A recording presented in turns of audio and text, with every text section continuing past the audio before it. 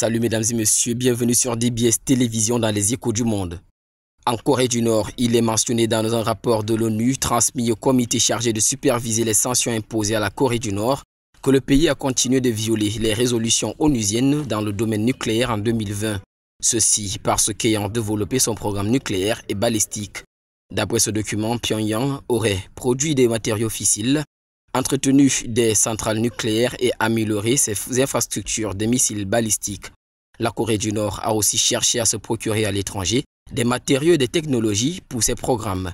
Un porte-parole du département d'État américain a fait savoir lundi que l'administration Biden prévoyait d'adopter une nouvelle approche avec la Corée du Nord, dont un examen complet avec des alliés, des moyens de pression et de la possibilité d'une quelconque diplomatie à l'avenir. Rappelons qu'en 2020, lors des parades militaires, la Corée du Nord a dévoilé de nouveaux missiles à courte portée et à moyenne portée.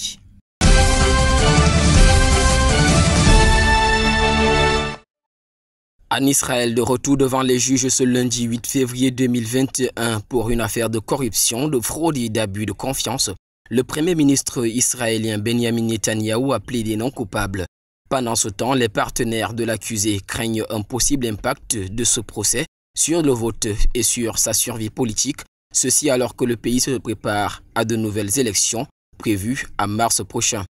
Durant ce procès tenu dans un tribunal de Jérusalem, ses avocats Boaz Ben-Zur et Amit Haddad ont accusé le procureur général Avishai Mandelblit de mal gérer l'affaire alors qu'il avait été nommé par Benjamin Netanyahou. Selon ses avocats, une partie de l'enquête a été ouverte sans les autorisations requises. Âgé de 71 ans et détenteur du record de longévité des premiers ministres israéliens avec 15 ans au pouvoir, Benjamin Netanyahou est le premier chef de gouvernement d'Israël de l'histoire jugé pendant qu'il est en fonction.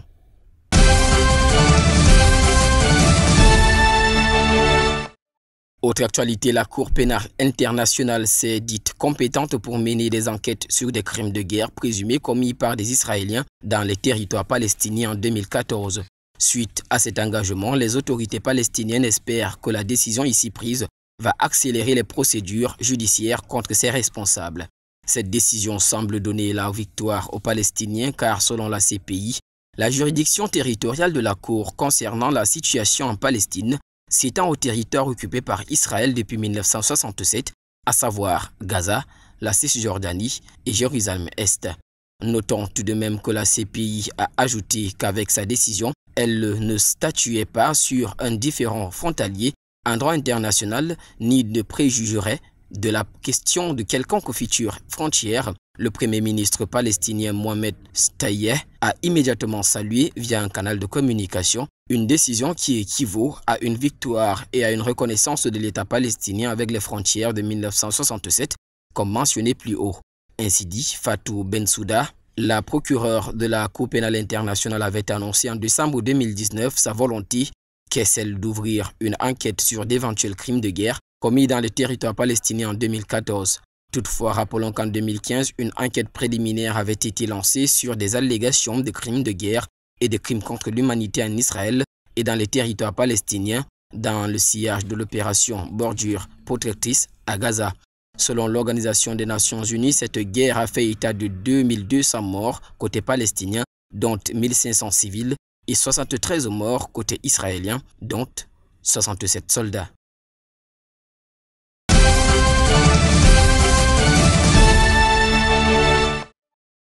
En Haïti, afin d'exprimer haut ce qui se dit tout bas et notamment la contestation du président Jovenel Moïse jugé illégitime, des partis de l'opposition haïtienne ont nommé dans la nuit de dimanche 7 à lundi 8 février 2021 un dirigeant de transition. Jovenel Moïse réclame 12 mois supplémentaires à la tête du pays tandis que le pouvoir judiciaire estime que son mandat a pris fin le 7 février. Dans un message vidéo, un magistrat de 72 ans, Joseph Mécène Jean-Louis, membre de la Cour de cassation depuis 2011, a déclaré d'accepter le choix de l'opposition et de la société civile pour pouvoir servir son pays comme président provisoire de la transition. Selon l'opposant André Michel, nous attendons que Jovenel Moïse quitte le palais national pour que nous puissions procéder à l'installation de maître Mécène Jean-Louis. Fin de citation. Rappelons que l'opposition politique haïtienne, le pouvoir judiciaire et plusieurs organisations de la société civile demande le départ de Jovenel Moïse alors que celui-ci soutient que son mandat à la tête du pays court jusqu'au 7 février 2022. Il revendique ainsi 12 mois supplémentaires au pouvoir, ceci après en avoir passé 48.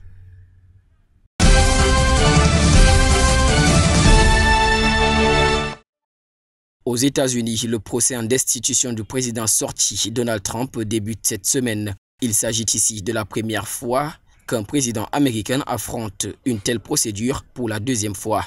Environ un an après son premier procès en destitution, l'ex-président américain Donald Trump est accusé d'avoir incité à la violence contre le gouvernement et d'être responsable de l'assaut de ses supporters contre le Capitole le 6 janvier dernier. Cette attaque, faut-il le marteler, a fait état de 5 morts. Les sénateurs décideront lors de ce procès si l'accusé est coupable de ce qui lui est reproché et pour obtenir une condamnation, les démocrates ont besoin qu'au moins 17 républicains les rejoignent. Peu de témoins seront appelés à fournir des éléments étant donné que la plupart d'entre eux sont des sénateurs et Donald Trump ne témoignera pas. Toutefois, rappelons que si Donald Trump venait à être destitué, il ne pourrait plus à nouveau se présenter aux élections présidentielles des États-Unis et sa pension d'ancien président sera retirée.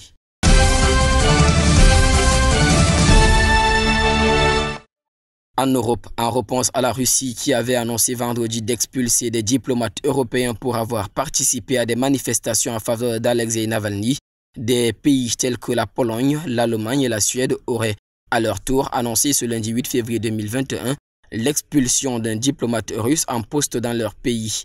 D'aussitôt, une porte-parole du ministère russe des Affaires étrangères, Maria Zakharova, a déclaré, je cite, « Ces expulsions sont infondées, inamicales et s'inscrivent dans le prolongement de la série même d'actions de l'Occident et que l'Occident mène à l'égard de notre pays et que nous qualifions d'ingérence dans nos affaires intérieures. » Pour justifier les expulsions lancées par Moscou, les autorités avaient estimé que la présence des diplomates à des rassemblements illégaux le 23 janvier en soutien à Alexei Navalny à Saint-Pétersbourg et Moscou est inacceptable et incompatible avec leur statut. Une pilule que la Suède a eu du mal à avaler car selon les autorités suédoises et notamment la ministre suédoise des Affaires étrangères, Ann Linde, ces expulsions sont inacceptables. Le diplomate suédois expulsé ne faisait que remplir ses fonctions.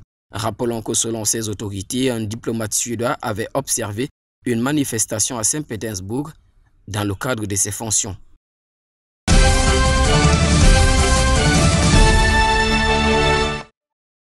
Et pour finir, en l'Inde, dans l'optique de retrouver des dizaines de personnes englouties par une crue subite et spectaculaire récemment survenue dans le nord du pays, des recherches se poursuivent. Le dernier bilan des recherches faisait état de 18 morts et de 200 personnes disparues, dont des employés d'un barrage hydroélectrique qui a cédé sous la pression des flots. Certaines victimes se sont retrouvées piégées dans des tunnels bouchés par de la boue et des rochers, et parmi ces dernières figurent aussi des habitants qui s'occupaient de leur bétail. Rappelons qu'en 2013, des inondations dévastatrices dues à la mousson avaient fait état de 6000 morts dans le même état. Mesdames et messieurs, c'est sur cette note d'actualité que nous mettrons terme à cette autre édition des Échos du Monde sur DBS Télévision et en compagnie de nos programmes, nous vous souhaitons de passer une agréable soirée.